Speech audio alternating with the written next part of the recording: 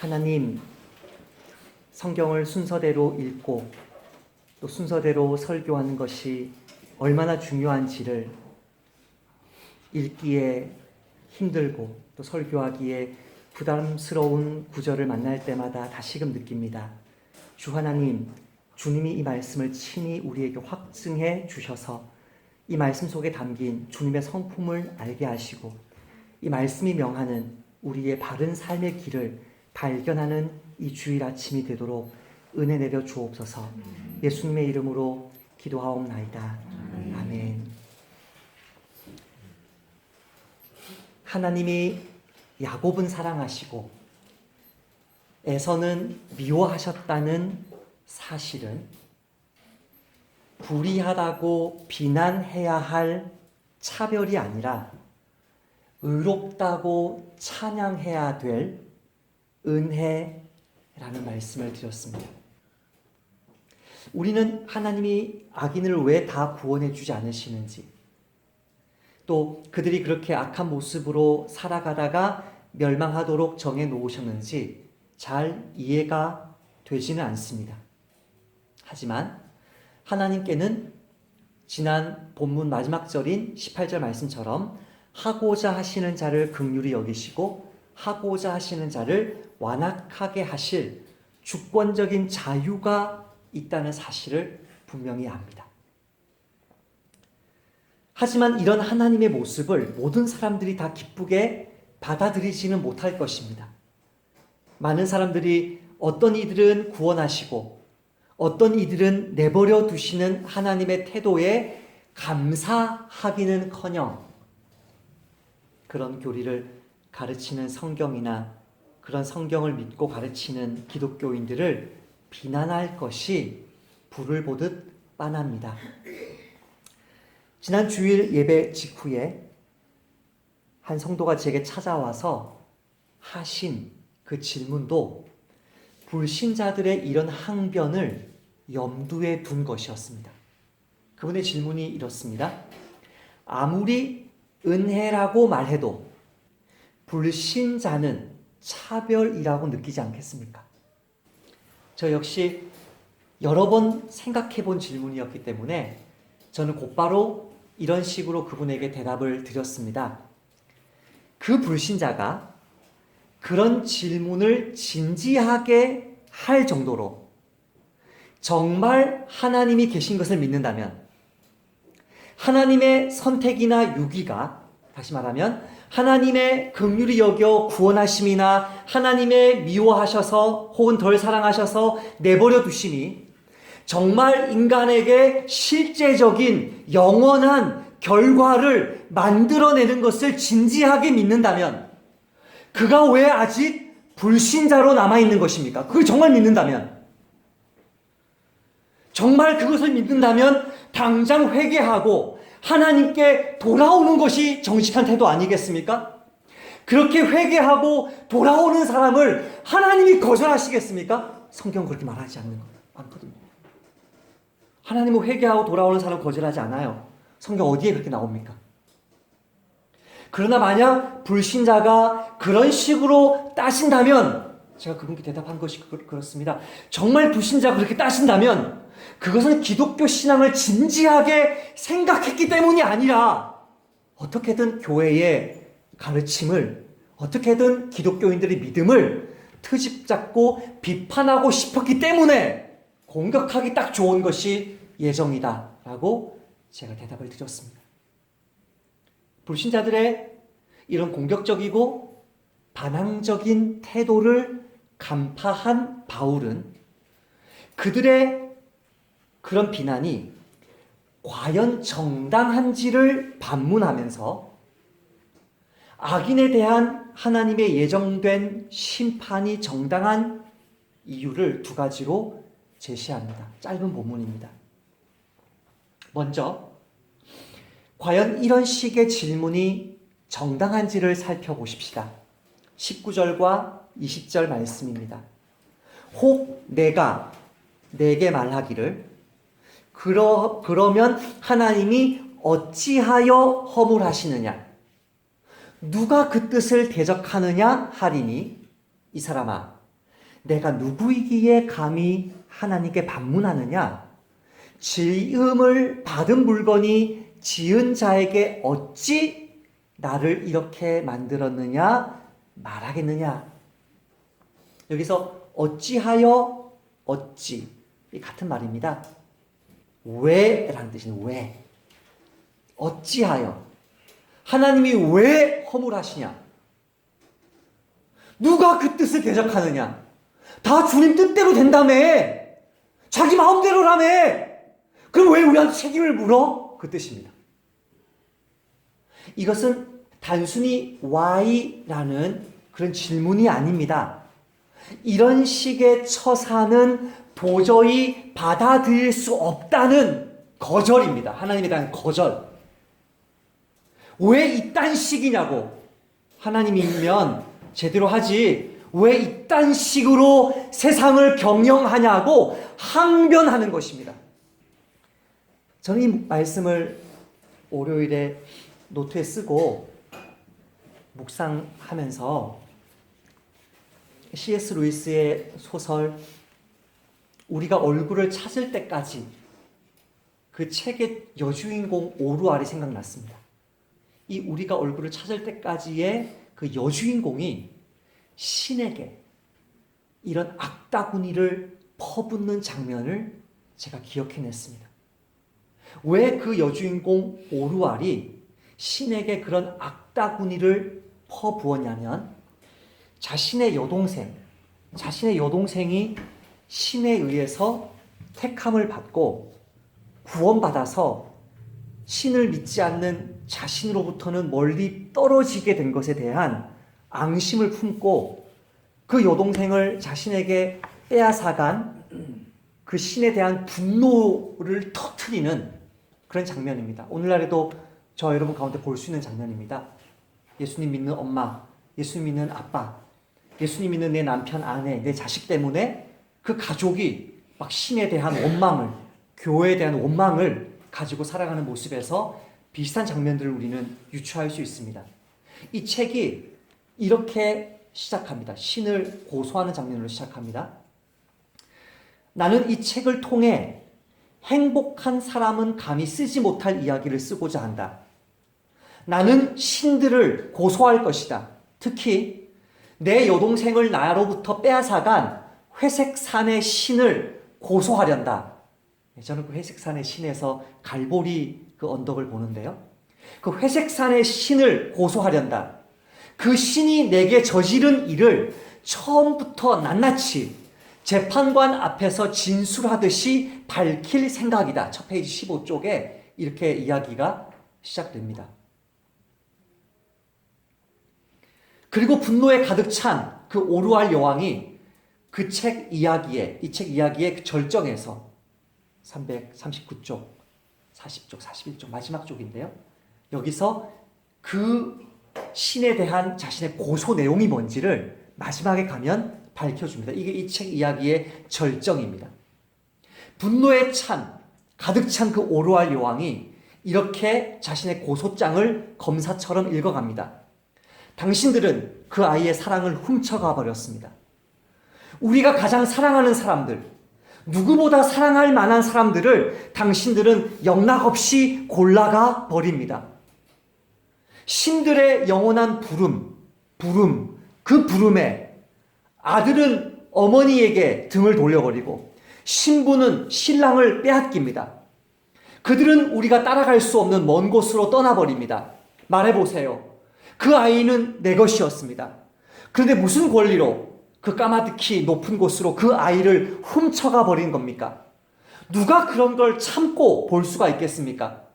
그래서 당신들이 아름답든 사악하든 아무 차이가 없다는 것입니다. 어떤 신이든 그런 신이 있다는 것 자체가 우리에게는 재앙이며 부당한 고통입니다. 우리는 우리 자신의 것이 되고 싶습니다. 나는 내 것이었고 내 여동생 푸시케도 내 것이었습니다. 그 아이에게 권리를 행사할 사람은 나뿐이었다고요. 당신들이 내가 결코 줄 수 없는 지복과 가장 큰 복, 그 기쁨의 세계로 그 아이를 데려갔다고 내가 그 아이를 위한다면 마땅히 그걸 기뻐해야 한다고 당신들은 말하겠지요? 그런데 왜 내가 그래야 됩니까?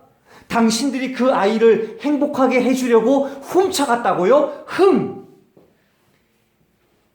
실상 살살 웃어가면서 살금살금 다가와서 온갖 감언이설로 남의 아내나 종이나 개를 꿰어가는 사기꾼도 그렇게 말할 겁니다.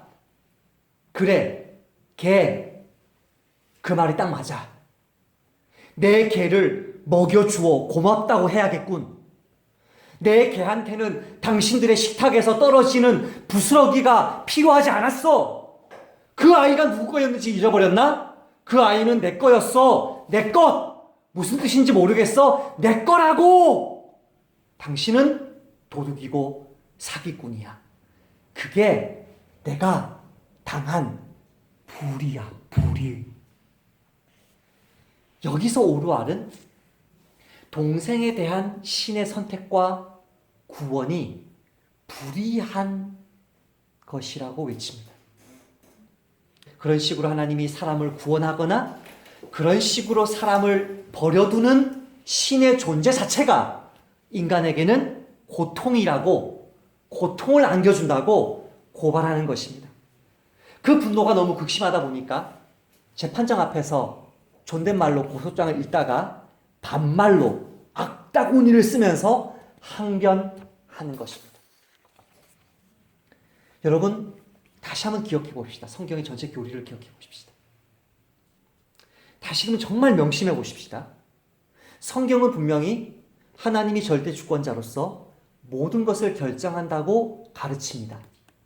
어떤 교회들은 이것이 설명하기 어렵다고 해서, 오해받기 쉽다고 해서 성경의 교리가 아니라고 말합니다. 그것은 목사의 직무유기입니다. 분명히 하나님은 절대 주권자로서 모든 것을 결정하십니다. 하지만 동시에 사람은 자신들의 선택과 행위에 대해서 책임을 지는 존재라고 성경이 가르칩니다.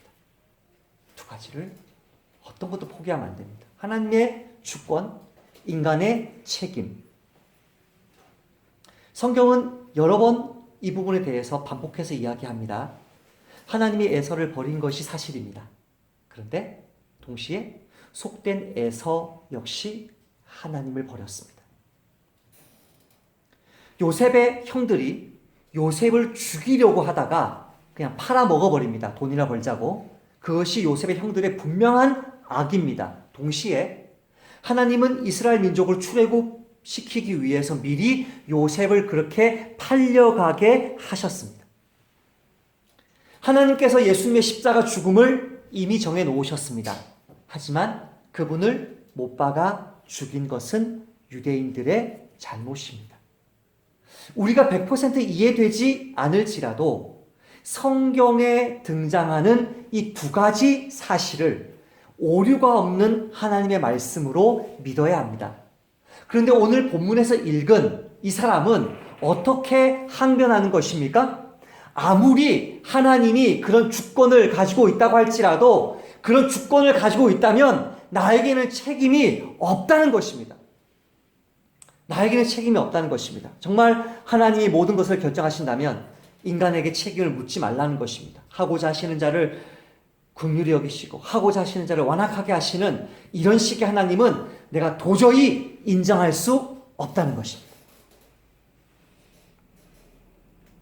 이런 항변에 대한 바울의 첫 번째 대답은 이런 식의 질문 자체가 부당하다는 것입니다. 20절 말씀, 20절 상반절 말씀 제가 읽어보겠습니다.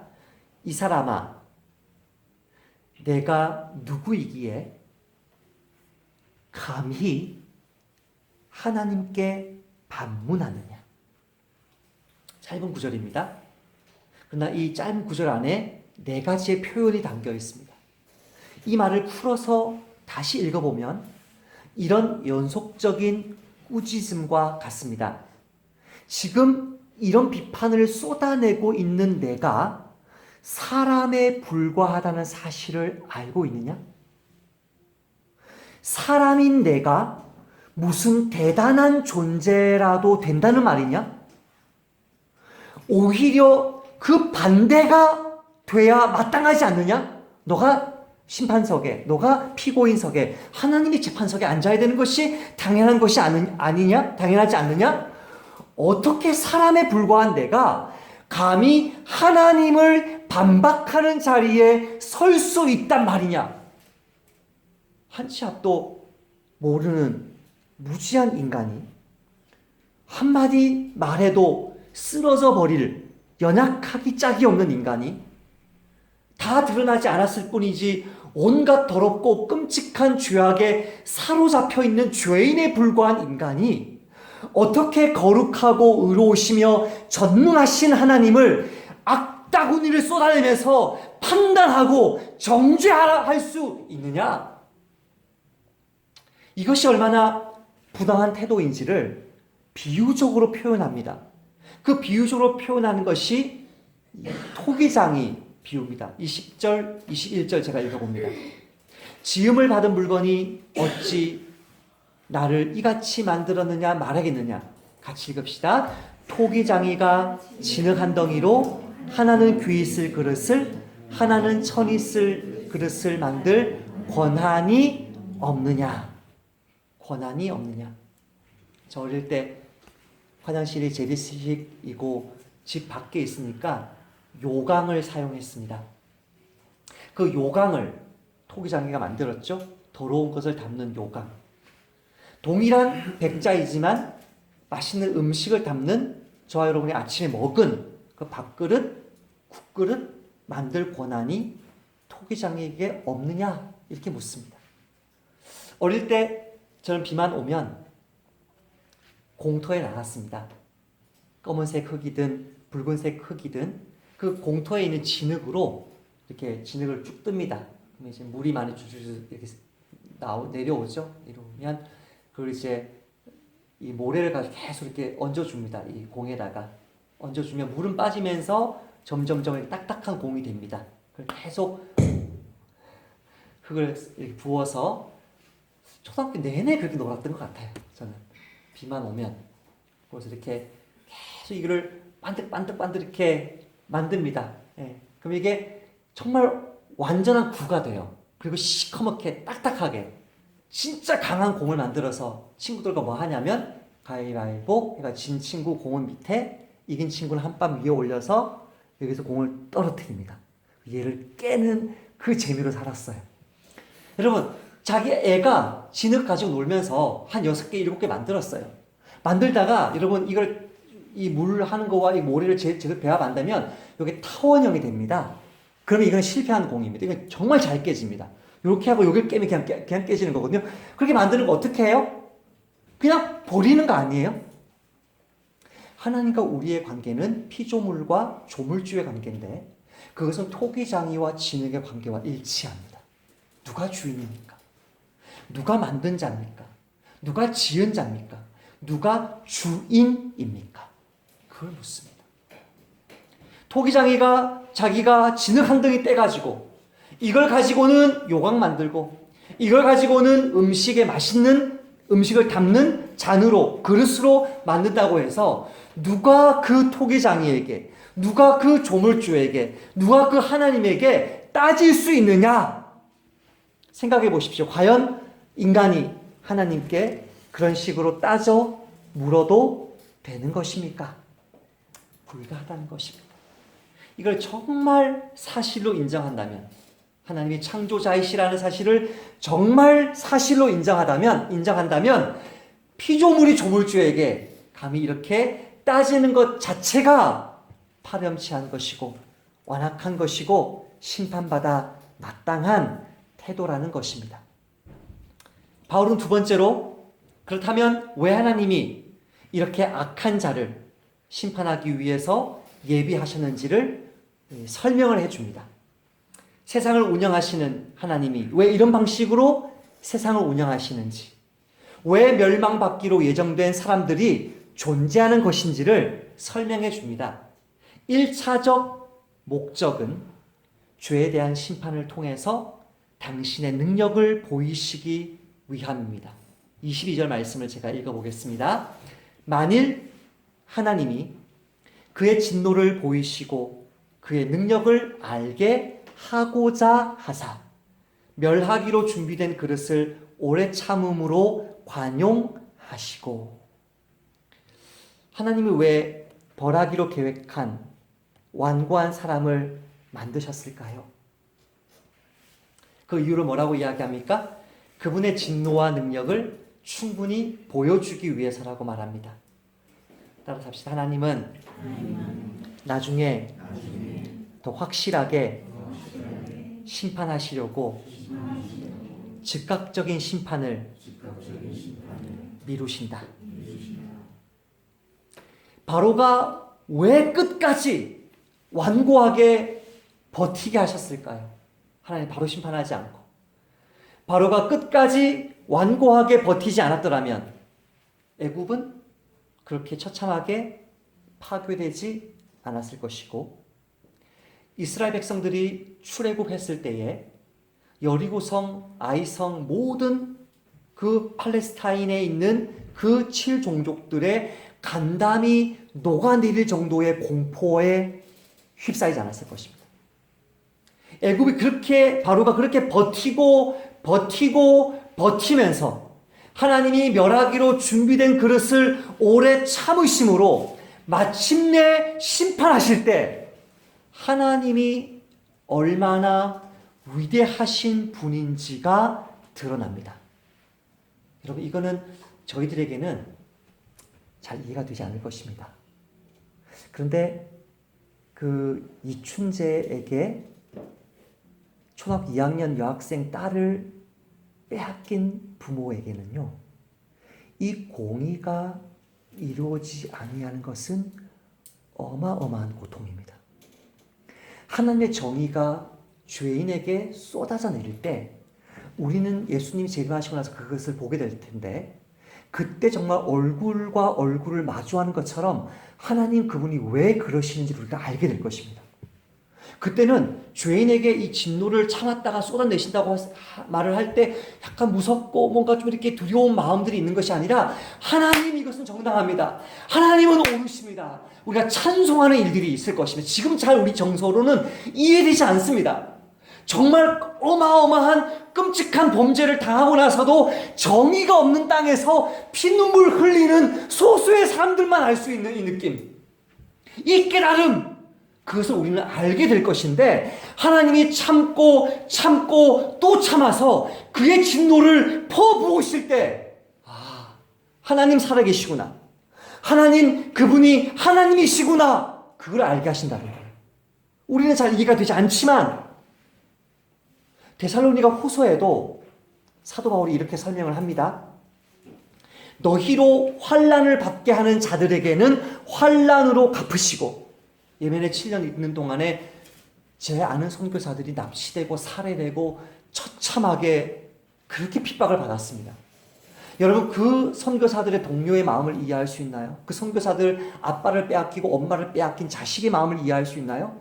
그 자식들과 손자들을 함께 잃어버린 그 조부모의 마음을 이해할 수 있나요? 너희로 환난을 받게 하는 자들에게는 환난으로 갚으시고, 환난을 받는 너희에게는 우리와 함께 안식으로 갚으시는 것이 하나님의 공의시니, 주 예수께서 자기의 능력과 자기의 능력의 천사들과 함께 하늘로부터 불꽃 가운데에 나타나실 때에 하나님을 모르는 자들과 우리 주 예수의 복음에 복종하지 않는 자들에게 형벌을 내리시리니, 이런 자들은 주의 얼굴과 그 힘의 영광을 떠나 영원한 멸망의 형벌을 받으리라.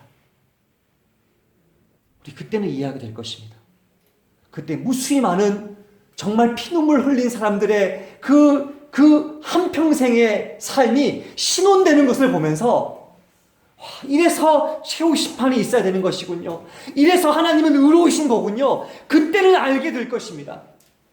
잠언의 지혜자도 이렇게 동일한 진리를 선포합니다. 여호와께서 온갖 것을 그 쓰임에 적당하게 지으셨나니 악인도 그 악한 날에, 재앙의 날에 적당하게 하셨느니라. 하나님이 모든 것을 하나도 불필요한 것을 만들지 않는다. 심지어 끝까지 복음을 거부하고 교회를 핍박하는 그 자들조차도 당신의 능력을 선포하는 데 쓰실 거다. 무서운 말씀이지만 사실인데 어쩝니까? 사실인데 이게 사실이 아니라면 왜 제가 이런 설교를 해야 됩니까? 사실이 아니라면. 예수님이 이렇게 말씀하십니다. 몸은 죽여도 영혼은 능히 죽이지 못하는 자를 두려워하지 마라. 오직 몸과 영혼을 능히 지옥에 멸하실 수 있는 하나님을 두려워하라. 그 하나님의 능력이 얼마나 두려운지를 알리시려고 죄인을 예정하시고 끝까지 그 죄악에도 불구하고 참아서, 이거는 불신자를 참아서 구원받게 한다는 말이 아니에요. 우리 눈으로는 두 개를 구분하지 못하지만 이 말씀은 로마서 2장에 있는 하나님의 인자하심이 너희로 회개하게 하신 줄 알지 못하느냐? 그 말씀이 아니에요. 이거는 외적인 모양은 동일하지만 이미 하나님이 멸하기로 택한 사람도 있다는 거예요. 근데 그 사람을 심판하지 않고 끝까지 기다린다는 거예요. 예수님 재림하실 때까지. 왜? 하나님의 그 능력이 얼마나 큰지를 보여주시려고. 이것이 하나님이 세상을 이런 식으로 통치하시는, 다시 말하면 멸하기로 준비된 그릇을 존재하게 하신 이유, 1차적 목적이라는 것입니다. 그러나 저 여러분이 마음에 더 깊이 새겨야 될 궁극적인 목적은 따로 있습니다. 23절입니다. 같이 읽어보십시다. 시작. 또한 영광 받기로 예비하신 바 긍휼의 그릇에 대하여 그 영광의 풍성함을 알게 하고자 하셨을지라도 무슨 말을 하리요? 무슨 말을 하리요는 원문에 없습니다. 집어넣은 겁니다. 또한 영광 받기로 예비하신 바 긍휼의 그릇에 대하여 그 영광의 풍성함을 알게 하고자 하셨을지라도 그것은 하나님의 권한이다. 이게 아마 더 정확한 해석일 것입니다. 왜 하나님이 그렇게 하셨느냐? 하나님의 권한이다. 어떤 권한? 1차적 목적, 당신의 능력을 보이실 것이다. 궁극적인 목적, 당신의 영광을 선포하실 것이다. 이렇게 하나님이 이 세상을 운영하시는 것이 누구의 권한이다? 하나님의 권한이다. 하나님의 영광이 이 우주의 창조 목적이라는 것을 우리는 이미 로마서 1장 2장에서 보았습니다. 하나님의 영광이 이 우주의 창조 목적이기 때문에 버림받은 악인에 대한 심판이 아니라 동일한 악인이나 오직 하나님의 긍휼하심을 입은 의인에 대한 하나님의 구원이 이 세상을 이런 식으로 지으신, 이 세상을 이런 식으로 경영하시는, 이 세상을 이런 식으로 심판하시는 하나님의 궁극적인 목적입니다. 저와 여러분을 통해 영광 받으시려고, 저와 여러분을 향한 그 구원이 얼마나 큰 은혜인지 보여주시려고 악인을 심판하신다는 것입니다. 사람은 대조를 통해서 배웁니다. 대조할 것이 없으면 자기가 누리는 것이 얼마나 고마운지 모릅니다. 여러분 아파 보셨습니까? 정말 아파 보면요, 건강하게 일할 수 있는 것이 얼마나 큰 복인지 제대로 압니다. 이번 주에 저희 집에 빨래가 좀 많았습니다. 그래서 이 남편이 빨래를 해줘야 되는데 제가 해주지 못하고 아내에게 이렇게 얘기했습니다. 여보, 할 빨래가 이렇게 많은 사람들과 함께 사는 것이 얼마나 감사해.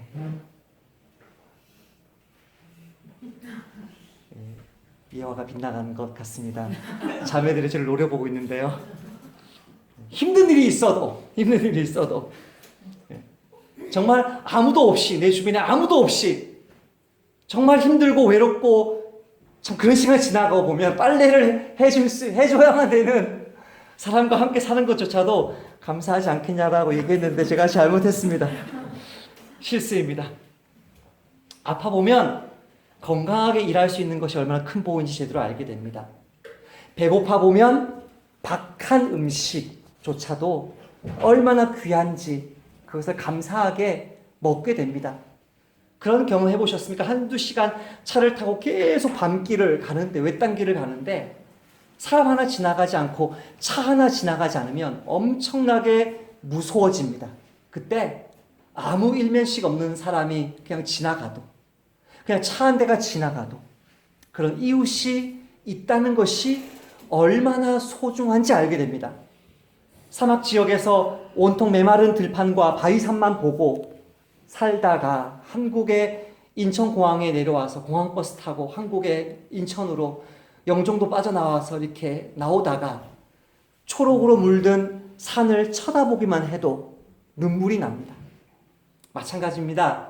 진노의 하나님, 진노의 그릇에 쏟아질 그 하나님의 무서운 심판을 보게 되면 동일한 심판을 받아 마땅했던 자신을 향한 하나님의 은혜와 영광이 얼마나 큰지를 완전히 보다 깊고 온전하게 깨닫게 되는 것입니다.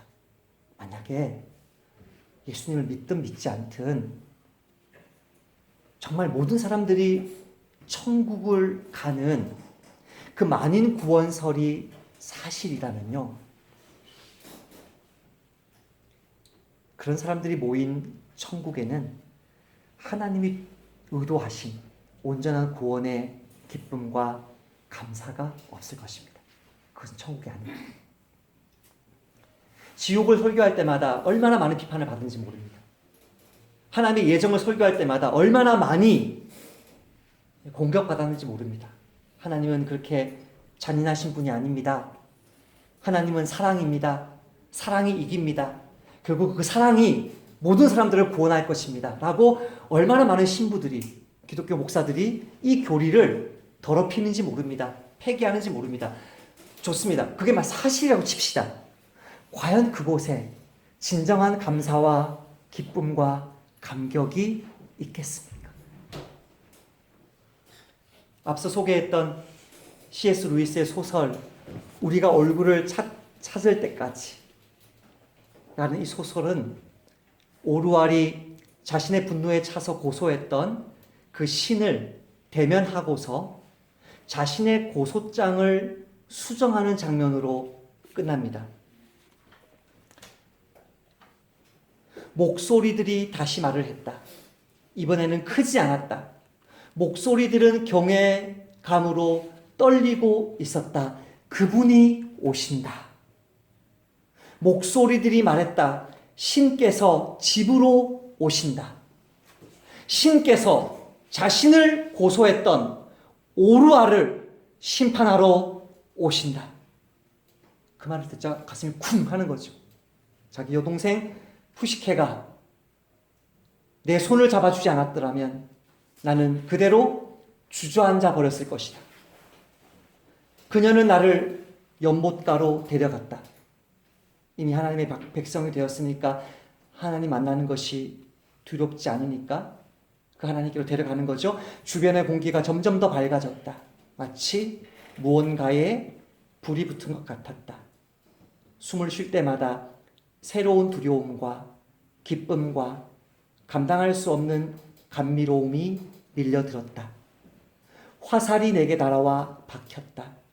나는 해체되고 있었다. 나는 아무것도 아니었다. 사실 이것은 말할 필요조차 없는 것이다. 어떤 의미에서 한평생 내 삶의 존재의 의미였던 푸시케조차, 내 여동생조차 이제는 아무것도 아니었다.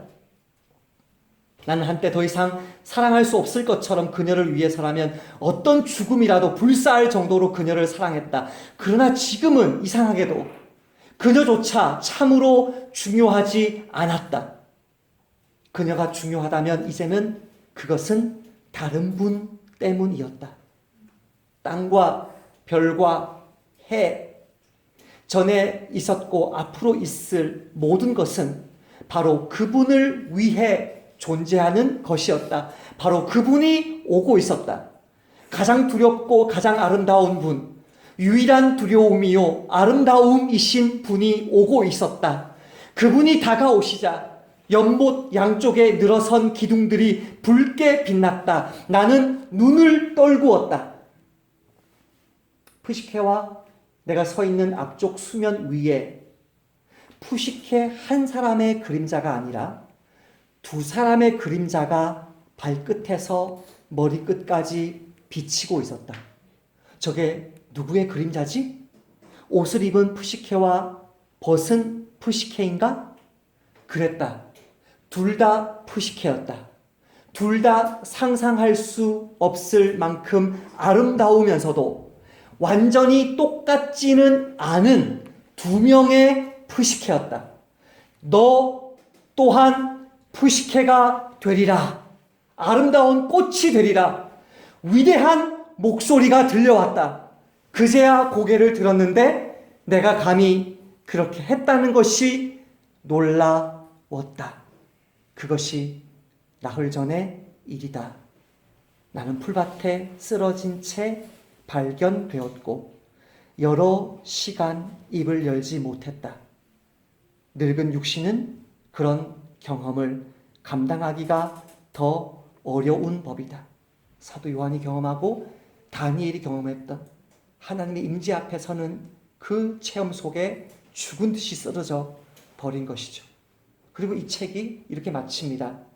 나는 첫 번째 책을 신들에게는 내 고소장 앞에 그 신들이 나에게 대답할 말이 없다는 말로 그 책을 끝냈다.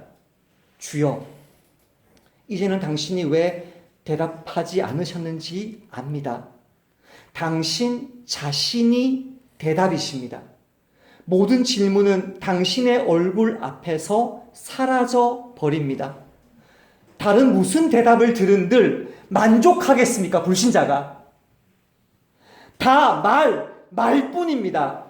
다른 말들과 싸우기 위해 끌어내는 말, 자기 잘났다고 교만하게 떠드는 말. 오랫동안 저는 그렇게 당신을 미워했고 오랫동안 당신을 두려워했습니다.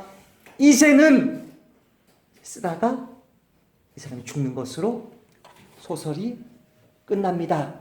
이제는 이라는 말 다음에 남겨진 흔적으로 볼 때 여왕 폐하가 돌아가실 때 고개가 앞쪽으로 떨어졌던 것이 분명하다. 그래서 그 다음 글은 알아볼 수 없게 되었다. 누구든 그리스로 가는 사람이 있으면 이 복음 메시지를 전해다오라고 하면서 이 책이 끝납니다.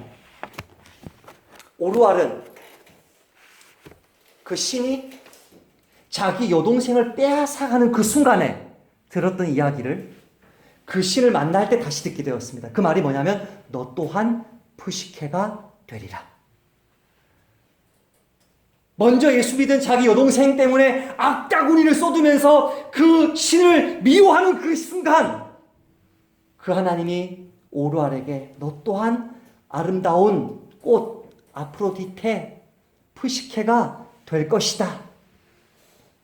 자신의 얼굴이 얼마나 흉측한지, 자신이 멸망해야 마땅할 더러운 흉한 죄인임을 알지 못했을 때는 그 말의 의미를 깨닫지 못했어요. 그런데 이제 그 흉측한 얼굴의 오르알에게도 주님이 찾아오셔서 아름다운 꽃이라고, 너 또한 푸시케라고, 아름다운 꽃이라고 불러주셨을 때, 아, 내가 이미 구원받기로 택함받은 사람이었구나.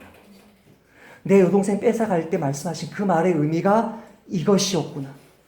나는 멸망해야 마땅할 죽을 죄인인데 하나님이 나를 이렇게 구원해 주셨구나. 이런 감격 속에 책을 다시 썼던 것처럼 멸망해야 마땅한 죄인들의 그 존재가 동일한 죄인임에도 불구하고 하나님의 긍휼함을 입어서 구원받은 우리에게 임하신 그 은혜가 얼마나 큰지를 보여주게 되고, 그것이 주님 다시 오시는 그날에 주님의 영광을 찬송하게 된다는 것입니다. 그것이 우리가 완벽하게 이해하든 이해하지 못하든 상관없이 하나님은 구원받을 자만 택하신 것이 아니라 멸망의 그릇조차도 함께 만들어 놓으셨다는 것에 대한 사도 바울의 대답인 것입니다. 로버트 머리 맥체인 목사님의 설교문을 읽고 오늘 말씀을 맺으려고 합니다. 로마서 9장 설교를 시작하면서 많은 목사님들이 로마서 9장부터는 8장이 너무나 은혜로우니까 9장부터는 너무나 사람들이 듣기 힘든 설교하기도 부담스러운 글이 나오니까 9장부터 설교를 많이 하지 않는 것을 예를 들 때 제가 원서는 확인해 보지 않았지만 이 책 역시 그렇다라고 이야기했던 책이기 때문에 이분의 명예를 제가 지켜드리기 위해서라도 이 글을 읽고 제가 설교를 마쳐야 된다고 생각을 했습니다. 로마서를 쭉 설교하는 동안에 이 설교 20여 편의 설교가 있지만 거의 제가 이 책을 들여다본 적이 거의 없습니다. 한두 편을 읽어봤는지 모르겠는데 제가 설교를 마치고 그래도 시간이 남으면 주일 아침에 제가 다른 목사님들 설교를 읽어보곤 합니다. 근데 이번 설교는 제가 읽어보았습니다. 이 본문에 대한 설교가 있는 것입니다. 근데 제가 알게 된 깜짝 놀란 사실이 무엇인지 아십니까? 이분이 로마서 9장 이후를 일부러 설교하지 않으신 것이 아니었다는 것입니다. 멸하기로 준비된 진노의 그릇이라는 로마서 9장 22절 23절 설교가 이분의 마지막 설교였습니다. 이 설교하고 그 주 토요일에 돌아가셨습니다. 그러니까 이분이 살아계셨더라면 30대, 40대의 그런 시간을 보낼 수 있었더라면 20대 후반에 죽지 않았더라면 30대 초반에 죽지 않았더라면 이분은 로마서 전체를 아마 설교하셨을 거라고 생각이 됩니다. 제가 이분을 오해한 것 여러분 앞에서 사과드립니다. 그리고 이분이 이 진노의 그릇의 존재에 대해서 본인의 설교에서 마지막 한 부분만 읽고 제가 말씀을 마치겠습니다. 끝으로 진노의 그릇이 멸망해도 긍휼의 그릇은 슬퍼하지 않으리라는 것입니다. 하나님의 그 진노가 임할 때 지금 우리가 생각할 때는 끔찍하고 슬프고 이런 사실 자체가 너무나 힘든데 그날에는 그 진노가 불의한 자들에게 쏟아지는 그걸 보면서 우리는 더 이상 슬픔이 없다는 거예요. 그걸 이야기합니다. 끝으로 진노의 그릇이 멸망해도 긍휼의 그릇은 슬퍼하지 않으리라는 것입니다. 먼저 번에 한번 말씀드린 적이 있는데 다시 한 번 더 떠올려 드리겠습니다. 구속받은 사람들은 눈물 흘리지 않을 것입니다. 그 까닭은 이렇습니다. 악인들의 멸망은 그 자체로 하나님의 은혜가 풍성함을 드러내기 때문입니다. 아, 믿는 형제 여러분, 그날은 우리가 악인들이 멸망하는 것을 보고도 울지 않을 끔찍한 날일 것입니다. 이들이 하나님의 법을 지키지 않아도 더는 우리 눈물이 시냇물같이 흐르지 않을 날이 곧 다가올 것입니다. 아, 형제 여러분, 그렇지만 그날이 오기까지는 눈물을 그치지 맙시다.